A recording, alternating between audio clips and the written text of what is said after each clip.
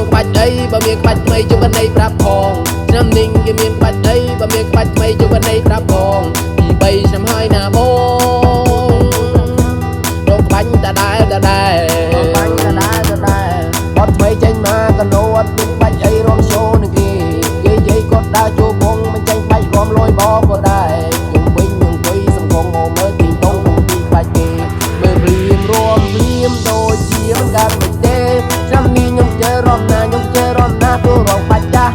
គាត់ថ្មីចេញច្រើនខ្លាំងណាស់ខ្ញុំរងបាច់ចាស់ខ្ញុំលួចស្មាគេតាមដងអ្នកវាគាត់ថ្មីជួយបរហាញក្នុងទីតុងតិចបានទេខ្ញុំទុករំនៅក្នុងភូមិទុកអួតគេ